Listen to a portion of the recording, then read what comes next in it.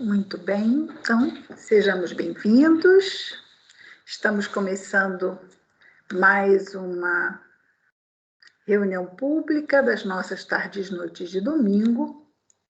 E aqui, todos os domingos, nós estudamos, refletimos sobre o Evangelho que Jesus nos trouxe, à luz da doutrina espírita, atualmente vendo o Evangelho que está no Novo Testamento, nos trazido por João, e nós vamos começar com uma mensagem do livro Palavras de Vida Eterna, do Espírito Emmanuel, a psicografia de Chico Xavier. A mensagem é a 135, cujo título é Diante do Mestre. O versículo destacado por Emmanuel são palavras de Jesus que estão neste evangelho que estamos a estudar, evangelho narrado por João. E está lá no capítulo 15, no versículo 14, Jesus a dizer: Vós sereis meus amigos, se fizerdes o que vos mando. Então, para sermos amigos de Jesus, existe uma condição. E a condição é fazermos o que ele nos manda. E só assim seremos seus amigos. E aí podemos dizer, não é? Jesus é amigo de todos. Sim, Jesus é amigo de todos, mas nem todos são seus amigos. Não é? Porque para ser amigo de Jesus é preciso fazer o que ele manda. Emmanuel, então, vai comentar as palavras de Jesus dizendo: aspirando ao título de amigos do Senhor, é urgente não lhe perdermos as instruções. Sim, pois temos que fazer o que ele manda. É importante estarmos atentos às suas instruções, senão como poderíamos fazer isso? Continua Emmanuel, imbuídos de entusiasmo, somos pródigos, né? Fazemos muito em termos de manifestações exteriores. Quanto a esse propósito, acrescentando notar que quase todas elas, as coisas que fazemos, não é? Prodigamente, se caracterizam por alto valor indutivo. Esforçamo-nos por estudar-lhe as palavras e atitudes, e claramente não dispomos de quaisquer recursos outros para penetrar-lhes o luminoso sentido. Administramos conselhos preciosos em nome de Jesus, sem que nos seja permitido manejar veículo mais adequado às circunstâncias, a fim de que nossos irmãos consigam encontrar a direção ou o caminho de que se mostrem carecedores. Escrevemos páginas que lhe expressam as diretrizes e não nos cabe agir de outro modo para que se nos amplie na terra a cultura de espírito, a cultura espiritual. Levantamos tribunas em que lhe retratamos o ensino pelo verbo bem posto, sendo necessário que assim procedamos, difundindo esclarecimentos edificantes que nos favoreçam a educação dos sentimentos. Realizamos pesquisas laboriosas, ajustando as elucidações inspiradas por ele aos preceitos gramaticais em voga, competindo-nos reconhecer que não existe outra via senão essa para fazer-lhe a orientação respeitada nas assembleias humanas. Entretanto, isso não basta. Quer dizer, fazemos muito. Somos intuídos, somos preparados, temos recursos para fazermos o melhor. Entretanto, isso não basta. Ele mesmo não se limitou a induzir. O que é induzir? Fazer o outro, não é? Levar a ideia para que o outro faça. Demonstrando a própria união com o eterno bem, que é Deus, consagrou-se a substancializá-lo na construção do bem de todos. através do exemplo, através da prática efetiva. Em verdade, podemos reverenciar o Cristo aqui e ali, dessa ou daquela forma, resultando invariavelmente alguma vantagem de semelhante norma externa, mas, para sabermos como usufruir-lhe a sublime intimidade, é forçoso ouçamos a afirmação categórica: vós sereis meus amigos, se fizerdes o que vos mando. Muito bem. Vamos orar. Querido Jesus, Mestre amado, obrigado, Senhor, por mais esta oportunidade de aqui nos encontrarmos, reunidos em Teu nome. Ajuda-nos, Senhor Jesus, a podermos compreender a Tua palavra, a fim de praticá-la em nossos dias. Nesta abençoada reencarnação, Senhor, que tem promovido junto a todos nós tantas oportunidades de aprendizado. Abençoa-nos, Senhor, a cada dia dessa jornada, a nós, aos nossos amados nos dois planos da vida, a todos os nossos irmãos de humanidade, Senhor, abençoa. Em especial, sempre te pedimos, Jesus, pelos nossos irmãos que estejam em sofrimento aonde quer que se encontrem. Que as tuas bênçãos estejam em nós e entre nós hoje e sempre, Senhor. Graças a Deus.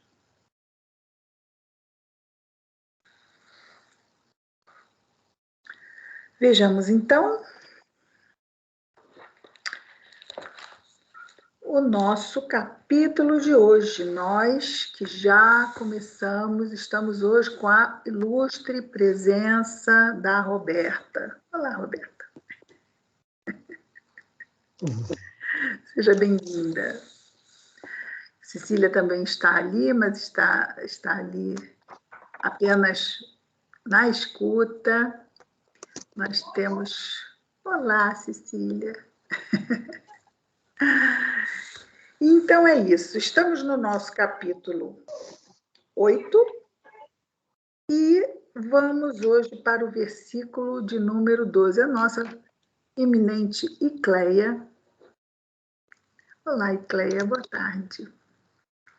Muito bem.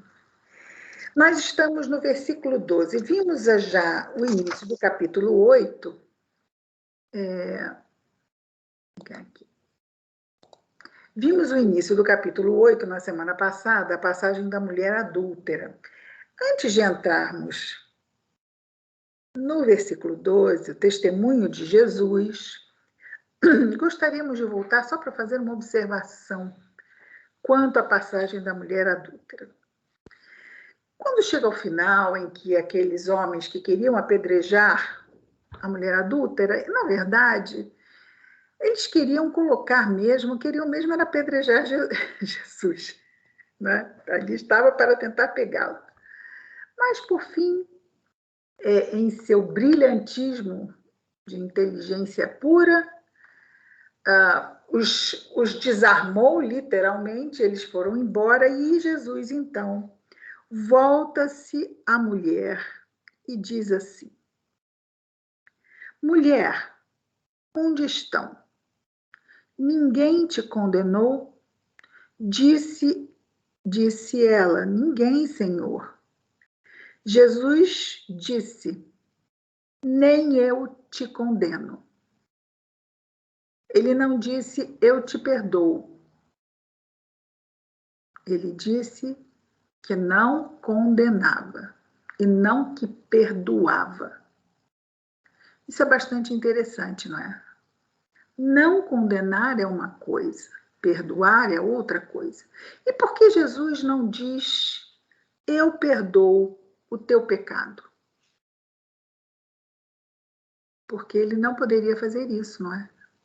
Quem nos perdoa é a nossa própria consciência. Nós somos aqueles únicos capazes de nos libertarmos do erro. Através do quê? Da reparação, que só se dá depois do arrependimento. Essa é a única forma de nós aprendermos o que é certo, não voltarmos a cair no erro e pronto. Nós estamos perdoados pela nossa própria consciência, libertos. Este perdão é a libertação do erro. Então, ele diz que não condena. E ela lá, e ele bem a aconselha para que ela não pecasse mais. Por quê? Porque estaria agindo de forma cáustica com relação à própria consciência. Então, ele sabiamente a aconselha a não pecar mais, ou seja, não incidir no erro. No caso, esse erro bem específico, não é? Bom, aí vamos aqui ao testemunho de Jesus. Ora, nós já vimos aqui atrás, vamos voltar aqui. Quando Jesus fala na sinagoga de Cafarnaum que ele é o pão da vida, lembram disso? Quem esteve aqui presente, Jesus falou que era o pão da vida, quem comesse, não é, do pão, não voltaria a ter fome nunca mais, muito bem. Depois, na festa dos tabernáculos, Jesus volta a se centrar nele mesmo como o Messias, o enviado de Deus, e que por causa disto estava imbuído de poder de libertar as consciências. Do quê? Do erro que está aqui, não é? Nós escolhemos mal porque temos ideias equivocadas. Se tivermos ideias libertadoras e iluminadas, a nossa probabilidade de errar cai drasticamente. Estaremos ainda podendo errar? Sim, claro. E por quê? Porque ainda estamos no processo de aprendizagem. E no processo, mesmo que conheçamos a tabuada, podemos errar uma conta de multiplicação? Sim. Por quê? Porque ainda estamos conhecendo a tabuada. Já sei ao que ela se propõe, sei como ela funciona, mas ainda quando eu vou colocar o valor 3 vezes 7, eu boto 10 em vez de 21, porque sabe-se lá porque eu somei o 3 e o 10 em vez de multiplicar. Então, no início, nós vamos entender que esses erros são comuns, são possíveis. E dentro... Ah, mas espera aí, erro moral não é erro de tabuada. Exatamente. Nós somos espíritos, a nossa questão não é aritmética. Quisesse Deus que os nossos problemas fossem aritméticos. Não é isso?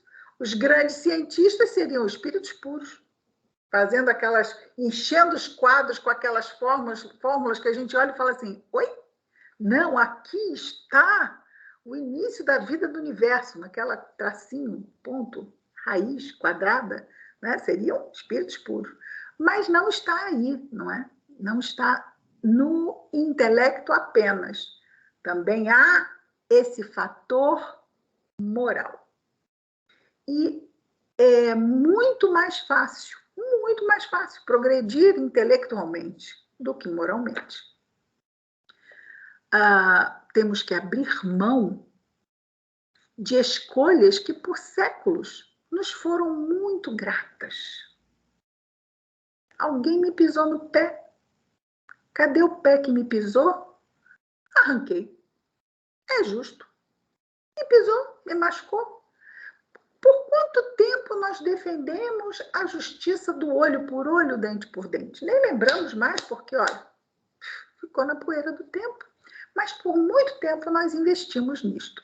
Então, nós tirarmos de nós, né? Ah, não, mas imagina, você foi tão sanguinária agora, arrancar o pé? Imagina! Mas, às vezes, a gente diz assim, fulano, para mim, morreu. O que aconteceu? Eu acabei de matar fulano. A gente percebeu isso? Numa frase, sem derramar uma gota de sangue. A gente mata assim, fulano, para mim, morreu. Oi? Como assim? Mas fulano está ali? Não, para mim, morreu. Então, nós ainda vamos fazendo escolhas, claro, intermediárias, não há como pularmos estações, não é? Vamos abrindo mão, mas tudo isso é muito difícil, porque há uma compensação. O nosso orgulho ainda precisa de ser compensado. Como assim? Como é que fulano pode falar isso comigo desse jeito? Mas como? Comigo? Mas sim, a questão não somos nós, a questão é fulano. Fulano fala assim, ponto. Ponto. Fala assim com A, com B, com C e também comigo. O problema não sou eu. Ele tem um problema, mas não sou eu. Por que a gente vai se embolar com o problema do outro? Então, quando a gente começa a nos tirar, nos tirarmos da equação, a não fazermos com que o nosso orgulho seja hífen desnecessário. Como que fez isso comigo? Olha só, fulano faz, fulana faz. Não leve para o pessoal. É pessoal. Ah, mas fez comigo. Fez com o filho meu. Faz com o filho de outros também. Ah, com o filho de outro tudo bem, mas não podia fazer com o meu. Quer dizer, não é porque era seu filho. É porque a pessoa faz. Tem que responder por isso? Tem. Mas não é uma impossibilidade. Não é algo que não pudesse acontecer. Pode, e acontece. Né? A gente aceita isso e fica assim, menos tenso com o outro. As pessoas estão muito tensas umas com as outras, né? Estão muito tensas, levam tudo à ponta da faca. Gente, olha só, cada um no seu quadrado. Cada um pensa o que quer, decide o que quer, e a gente cá no nosso quadrado. Também pensa o que quer e faz o que quer e assume o quê? A responsabilidade. Daí, Jesus dizer, não a perdoava, só não a condenava. Porque ela está no processo. Nós não vamos dizer para a criança de 8 anos que erra numa conta fazendo soma em vez de multiplicar, que ela está perdida, que ela jamais vai aprender matemática. Ah, olha, você não tem jeito. Você imagina. Você não vai aprender isso nunca. Da mesma forma, nós não podemos exigir, não é? E Jesus bem sabe disso, lógico, de que aquela mulher também estava em processo de aprendizagem. Então, ele não ia condenar alguém que está no processo. Mas Jesus, ele pode condenar? O que vocês acham? Ele vai falar sobre isso hoje. Vamos ouvir do mestre se sim ou se não. Atenção, vamos aguardar, vamos chegar lá, vejamos lá. Então, depois de ele já ter falado nisso, só aqui em João, nessas vezes que já vimos, depois disso ele vai voltar à baila. O que quer dizer isto? Ele vai voltar a este assunto. Ah, mas espera aí, ele está se repetindo, mas é o mesmo público?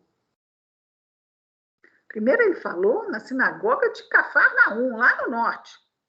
Tinha um público, não tinha? Depois ele falou na festa dos tabernáculos, que recebe gente de todos os lugares. Então ele estava falando para um público extremamente diversificado. Agora, ele vai falar para um outro público.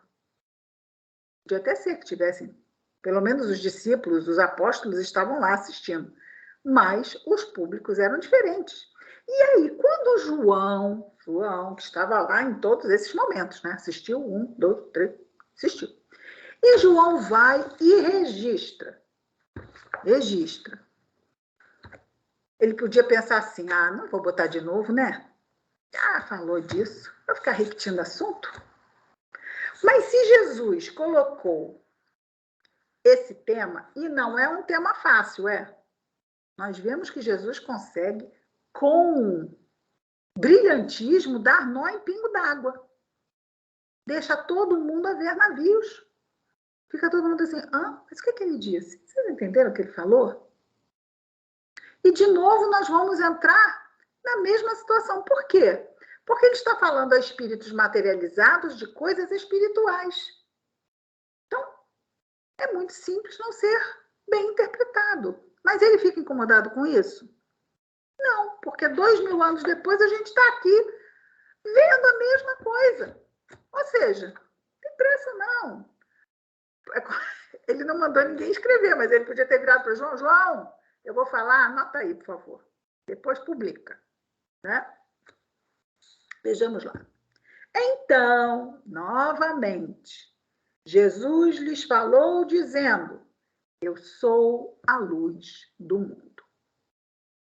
Ele já tinha falado que ele era o pão da vida. Vejamos que, como mestre, como aquele que ensina, embora ele esteja falando de coisas espirituais para seres extremamente materializados, o que acontece? Ele traz figuras diferentes. Antes ele fala do pão da vida.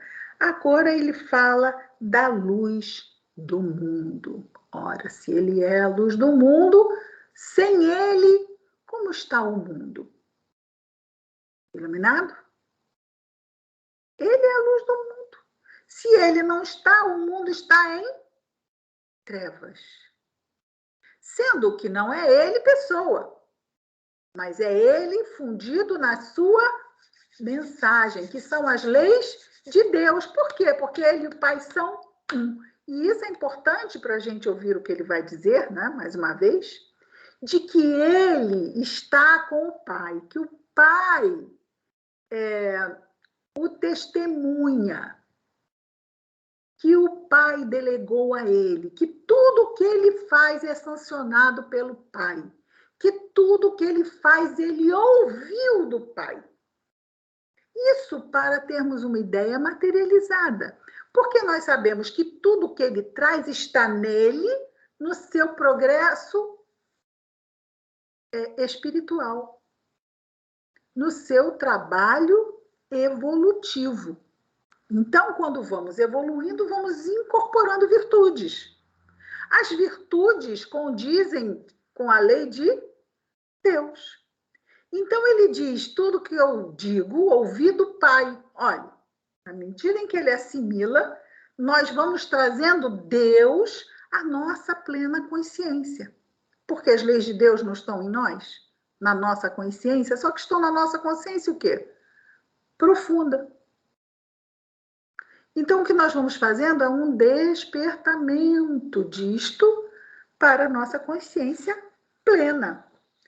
Isso eu estou fazendo um preâmbulo, porque a fala de Jesus não é de fácil digestão, mesmo ainda para nós.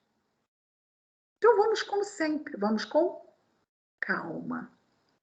E é interessante quando a gente muda a vibração do corre-corre do dia, né? Para a vibração dessas questões. O que acontece com a vibração? A gente desacelera. Quando a gente desacelera, o que acontece? Cara Roberta, cara Vanessa, vem o sono. Exatamente. Porque a mente está naquele frisson. Tem que fazer isso, isso aqui, isso aqui. Amanhã tem aula, tem que ver isso. Tem que pagar não sei o quê. De repente você para, você entra numa dimensão paralela, né? Onde, de repente, as águas são calmas. Nem brisa não sopra. Calma. E a gente, de repente, puxa o freio de mão, né? E no que desacelera, aí vocês que estavam adrenalizadas começam a se sentir cansadas. Por quê? Porque é muita correria, muito trabalho mesmo. Né? E aí desacelera. Mas é muito legal isso, né? Que mostra como é que a nossa frequência ela muda. E nós nos ressentimos dessa mudança de frequência, né? Bastante legal. Bom, voltando aqui. Eu sou a luz do mundo. Estamos nessa ideia. Quem me segue não anda em treva, mas terá a luz da vida. Então, aqui ele começa fazendo aqueles paralelos que a gente já conversou, não é? Vida, luz e verdade. Vida, luz e verdade. Isso quer dizer, um é o significado do outro. Então, na verdade, ele é a luz do mundo porque ele é a expressão da verdade. E a verdade são as leis de Deus. Quem segue, não é quem segue falando, mas quem segue cumprindo as leis de Deus, não andará em trevas, andará na luz da verdade. Mas terá a luz da vida, porque a verdade liberta. A verdade liberta, deixai os mortos enterrar seus mortos. Então, ele usa esse paralelo também, não é?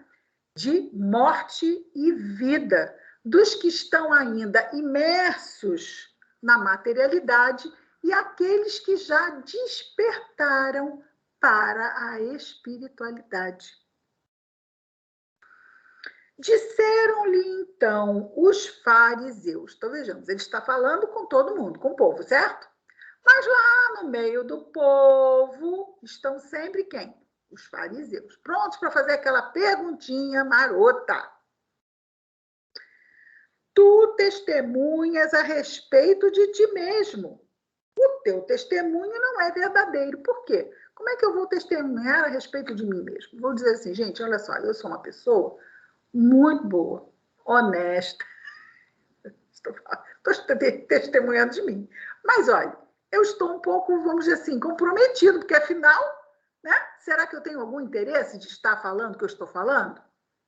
Então, é por isso que eles dizem aqui que o testemunho não é verdadeiro. Não é que seja mentira. É que não pode ser como testemunho ser sancionado como tal. Ok? Porque sai da boca do próprio que está a falar. No versículo 14 temos, em resposta disse-lhes Jesus. Então, ele vai responder aos fariseus. Embora eu testemunhe a respeito de mim mesmo, o meu testemunho é verdadeiro, porque sei de onde vim e para onde vou. Parando aqui. Fisicamente, ele veio de Cafarnaum e sabe que vai voltar para Cafarnaum de novo?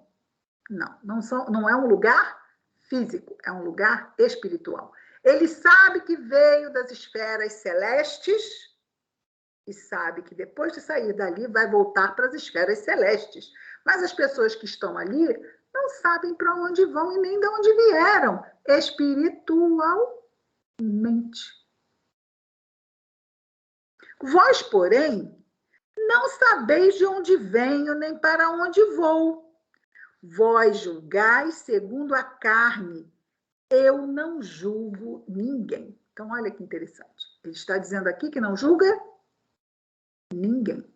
Já tinha dito isso com relação à mulher, não é? Eu não te julgo igualmente. Mas olha o que ele diz no versículo 16. E se eu julgo, o meu julgamento é verdadeiro. Então, ele pode julgar? Pode. Se julgar.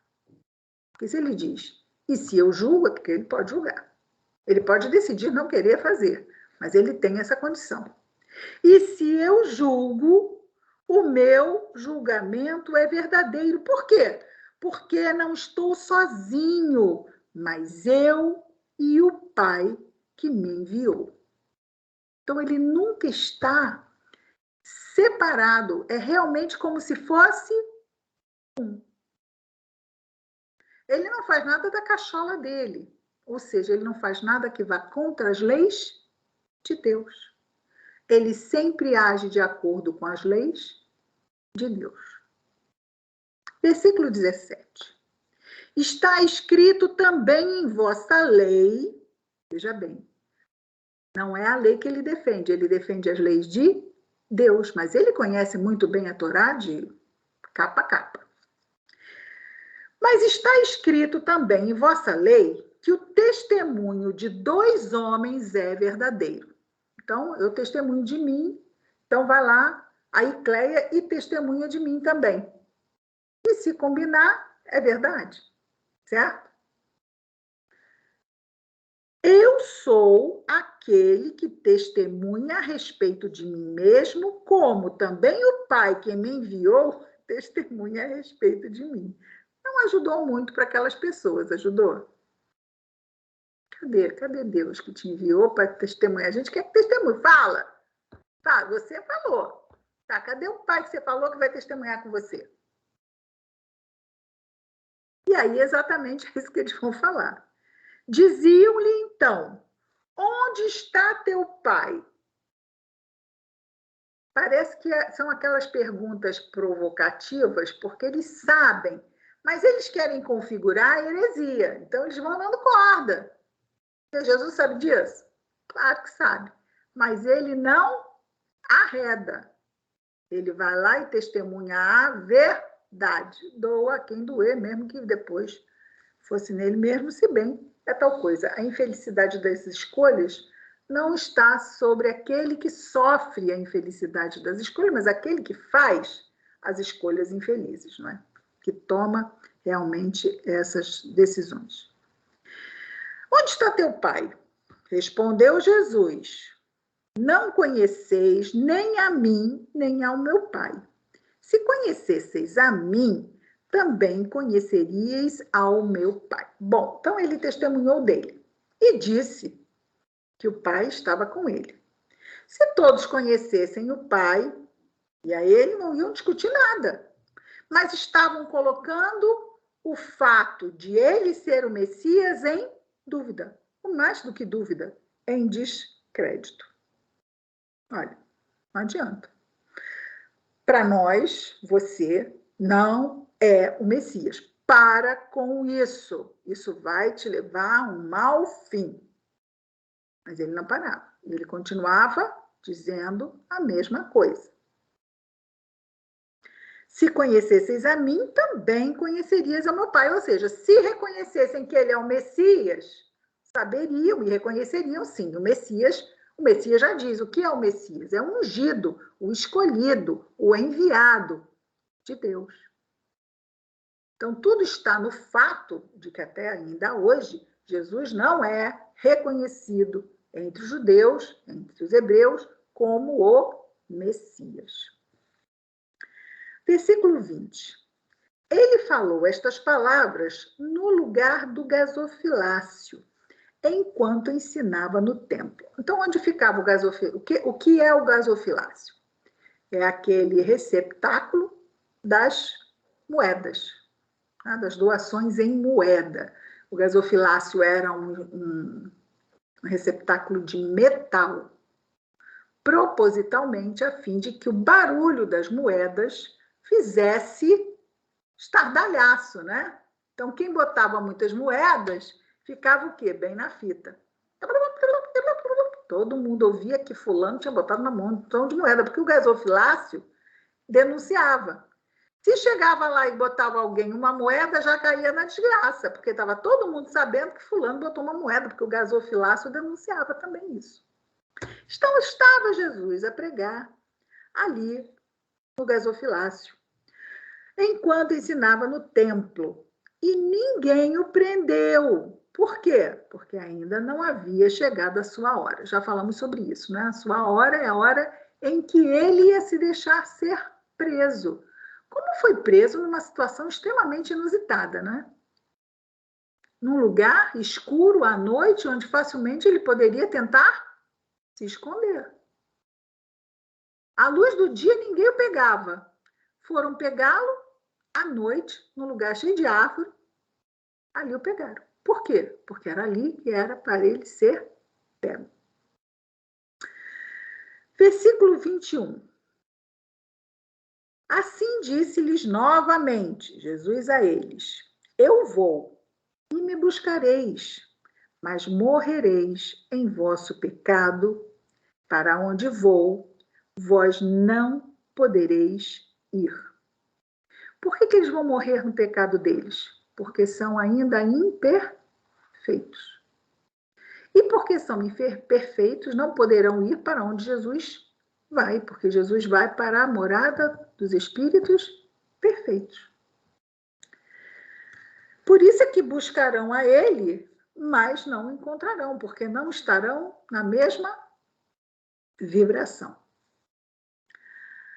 Versículo 22. Diziam então os judeus: porventura matará a si mesmo, já que diz: para onde vou, vós não podereis ir? Estão achando? É assim, falta de entendimento total, absoluta, completa. Mas, ok. Não precisava entender. Tá? Nós somos imortais, né? Jesus sabia, não adianta, isso aí vai levar tempo. No versículo 22, dizia-lhes: vós sois das coisas de baixo, eu sou das coisas de cima. Olha a vibração. Coloca aquelas faixas vibratórias habitadas por espíritos que vibram de acordo com cada uma. Vós sois deste mundo, eu não sou deste mundo. Porque este mundo é um mundo para espíritos que ainda necessitam reencarnar. Então, nós somos ainda aqueles espíritos errantes, que os espíritos errantes, eles compulsoriamente precisam o quê? Reencarnar.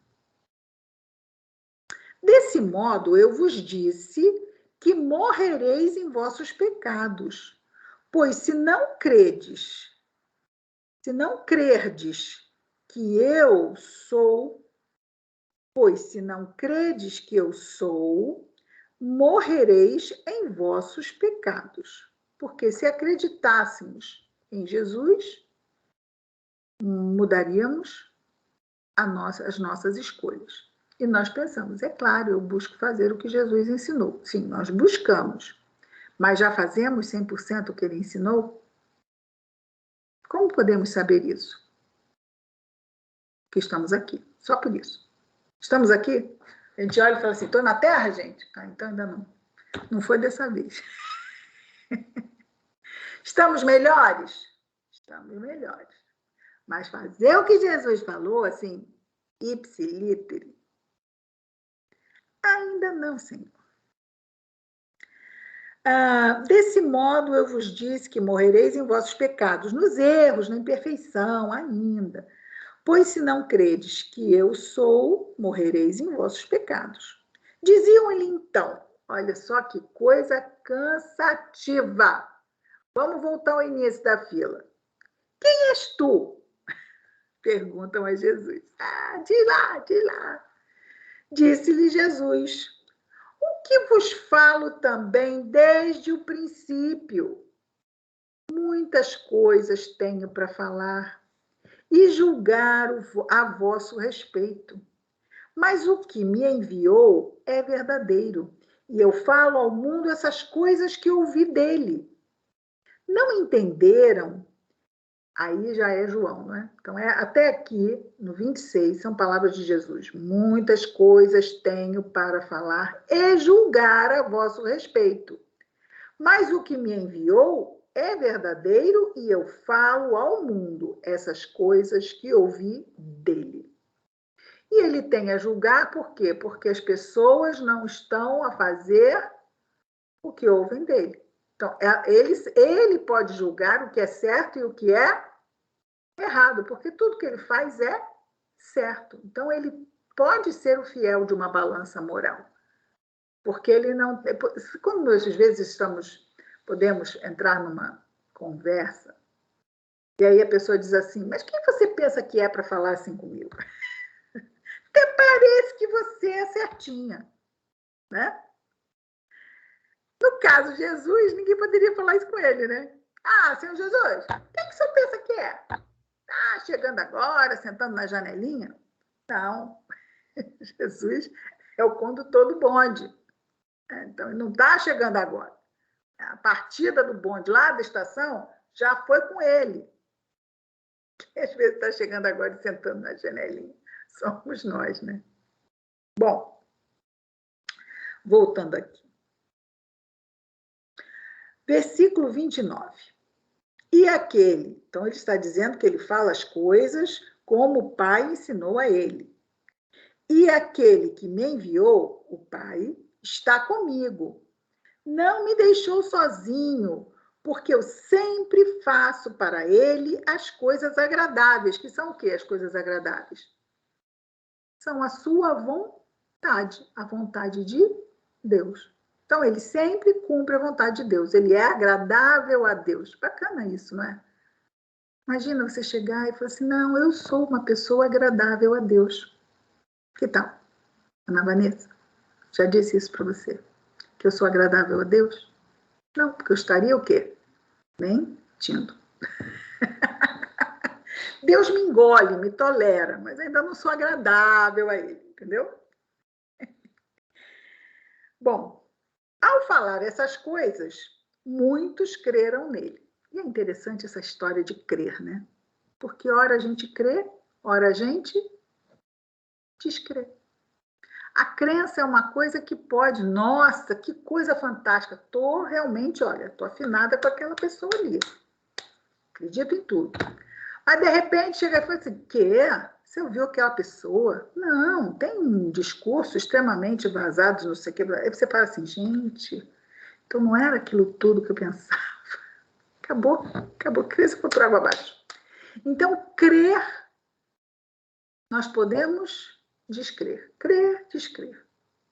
Ah, hoje eu estou me sentindo ótima. Ah, eu acredito em Jesus, nos bons espíritos. Que bom que é a minha encarnação.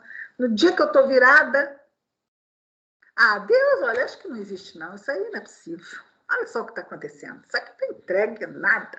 Isso é o caos. A gente vive o universo, é o caos. Quer dizer, cadê? Pode-se chamar isso de fé? Não, isso é muitas vezes o quê? Uma crença. Eu ora acredito, ora eu não acredito. Quando ele faz o que eu gosto, eu digo, Senhor, obrigado, aleluia. Né? Quando ele não faz o que eu quero, eu já não falo com tanta devoção. Né?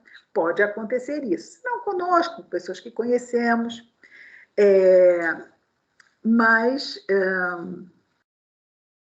mostra e revela a diferença entre crença e fé.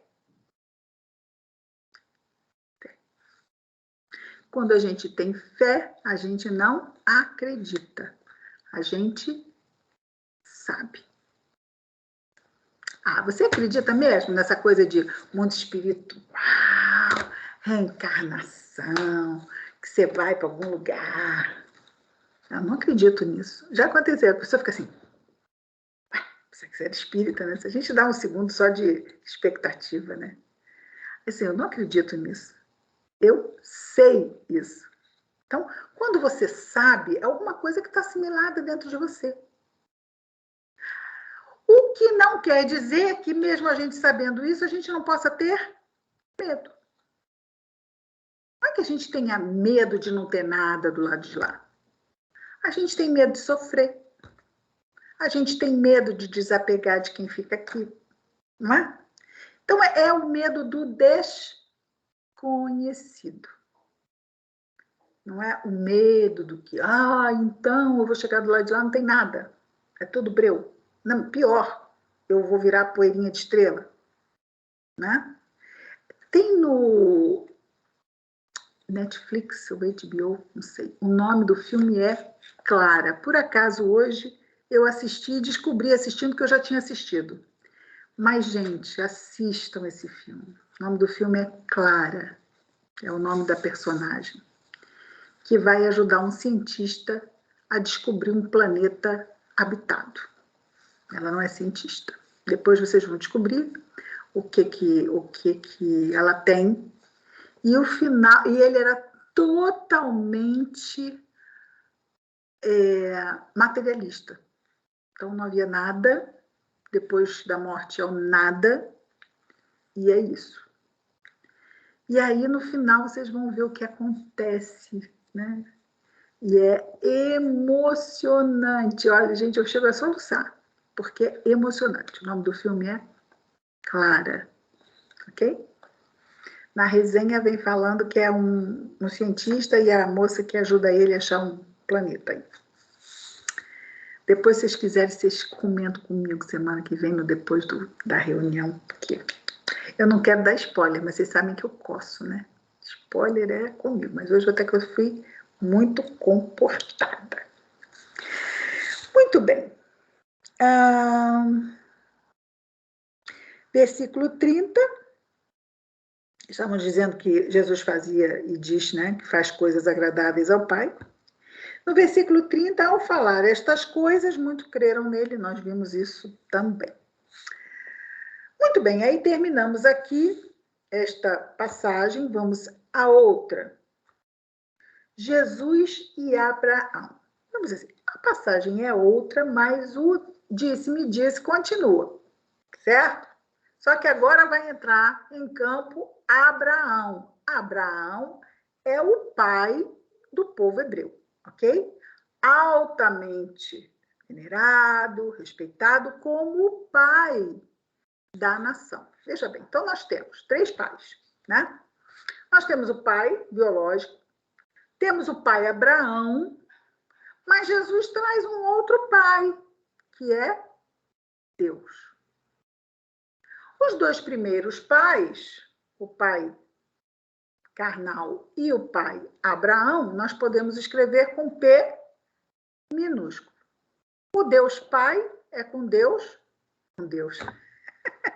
é com D maiúsculo, ok? Então vejamos lá. Dizia Jesus então aos judeus que haviam crido nele. Vimos aqui no final que alguns dos que o ouviram creram nele. Então aqueles que creram nele, que disseram, né? Cremos em ti. Ele disse para eles: se vós permanecerdes na minha palavra, sois verdadeiramente meus discípulos. E aí a gente vai à página inicial, foi aberta ao acaso, lembram? Também é de João, mas é do capítulo 15. Vós sereis meus amigos se fizerdes o que vos mando. E aqui ele diz: se vós permanecerdes na minha palavra, sois verdadeiramente meus discípulos, que quer dizer exatamente a mesma coisa. Então, permanecer na palavra, ser amigo de Jesus, é a mesma coisa. Isto não quer dizer falar que é. Sou amigo de Jesus. Por quê? Porque é importante cumprir o que ele falou. Só assim estaremos sendo amigo deles, só assim estaremos permanecendo nessa palavra, né? Que ele fala dos discípulos, então nós temos os amigos e os discípulos, permanecer na palavra e obedecer o que ele disse. E conhecereis a verdade vos libertará, o famoso versículo 32 do capítulo 8. Conhecereis a verdade e a verdade vos libertará. Libertará do quê? Das trevas, da morte, da materialidade. E essa verdade é luz, essa verdade é vida. Responderam-lhe: somos descendência de Abraão e nunca nos tornamos escravos de ninguém. Ora, ele não falou que libertará, que a verdade libertará? Eles estão dizendo, mas nós não precisamos ser libertos. Nós não somos escravos. Escravos precisam ser libertos. Nós não precisamos ser libertos. Porque ele diz que a verdade vos libertará.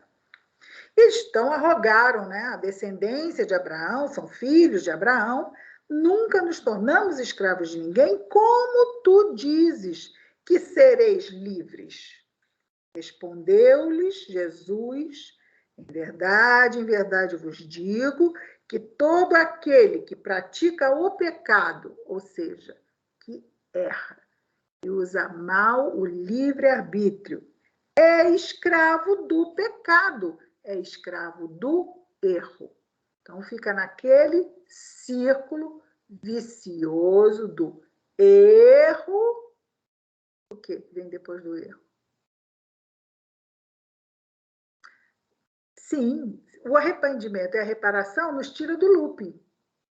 Mas quando é erro não arrependimento, não reparação, eu fortaleço que da próxima vez eu vou voltar para o mesmo erro.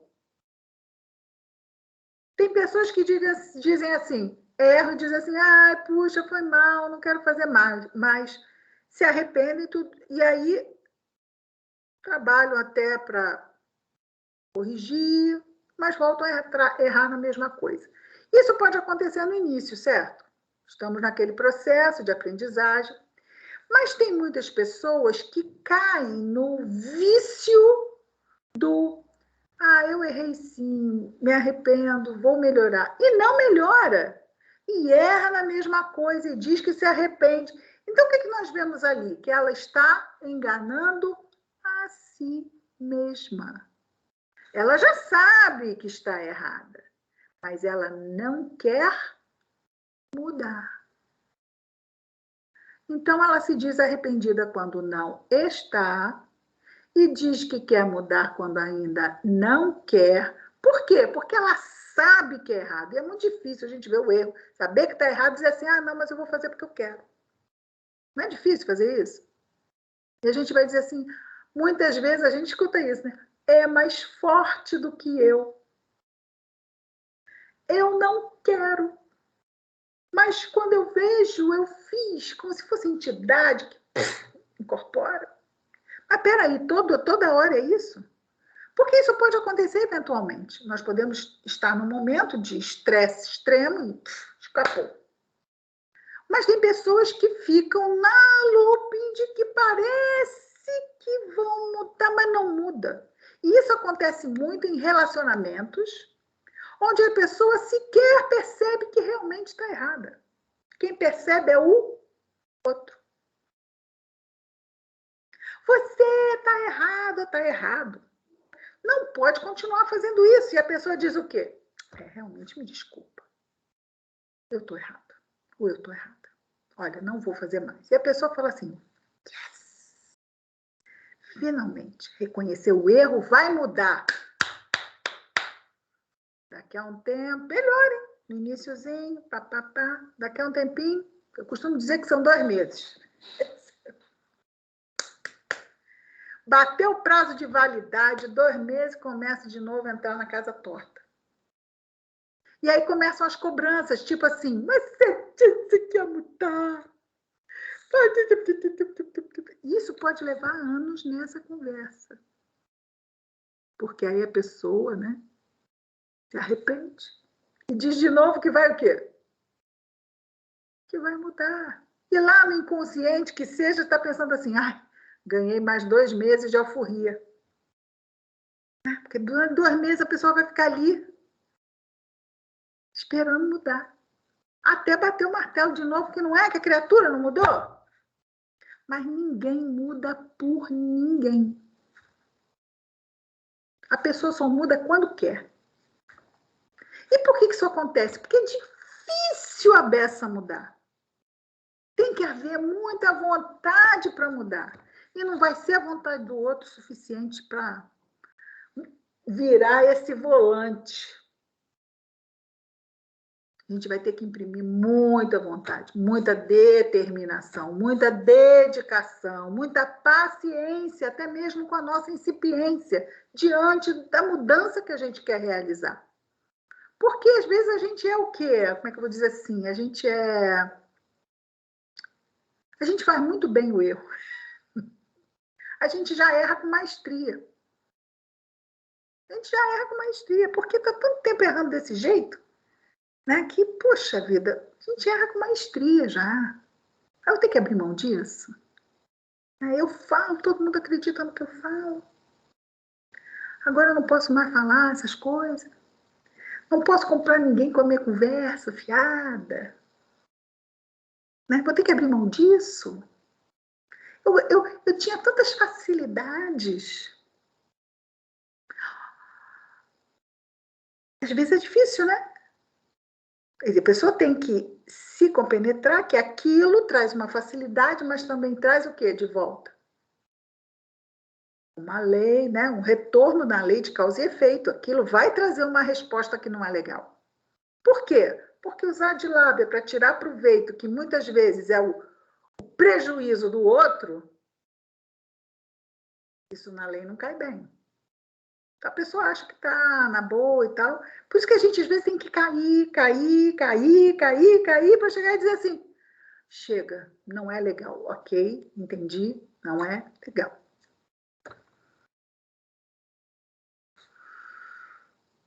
Imagina, pode levar muitos séculos, não pode?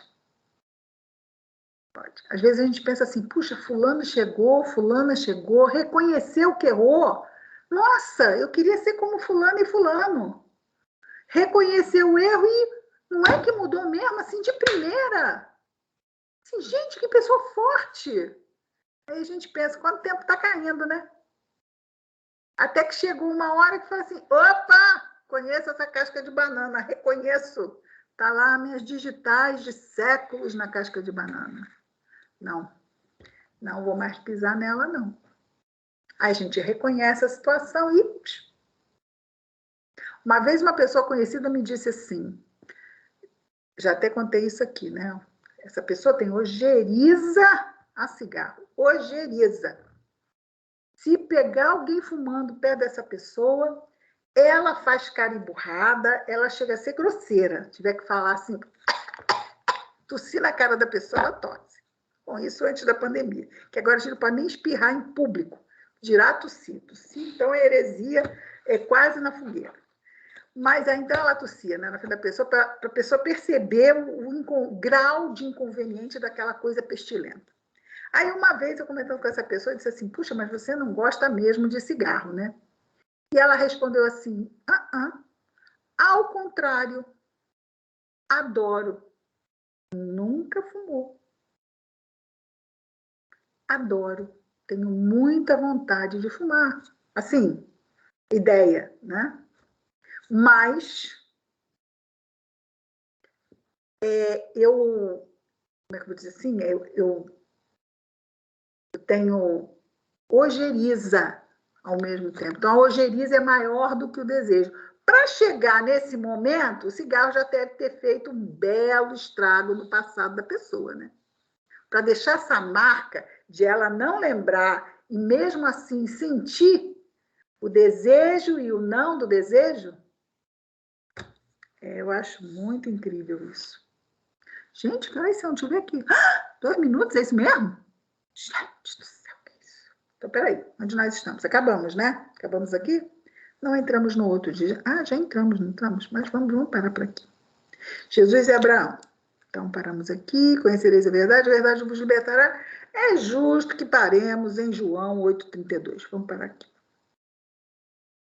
Então, semana que vem, dia 30 de janeiro. Uau, primeiro mês indo embora, hein? 30/1/22. Muito bem. Vamos, então, fazer a nossa prece de encerramento. O tempo hoje voou, a impressão minha, gente. Vamos lá.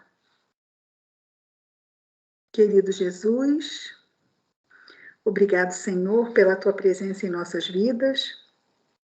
Ajuda-nos, Senhor, a acalmarmos a nossa mente, a fim de que o nosso coração se eleve até a Tua presença, que nos sintamos inspirados pelos Espíritos amigos, nas melhores soluções e ideias para os nossos desafios diários, Senhor. Que as Tuas bênçãos estejam conosco nesta semana, aonde quer que estejamos, com quem quer que estejamos, Senhor. Obrigado por tudo, Mestre. Graças a Deus.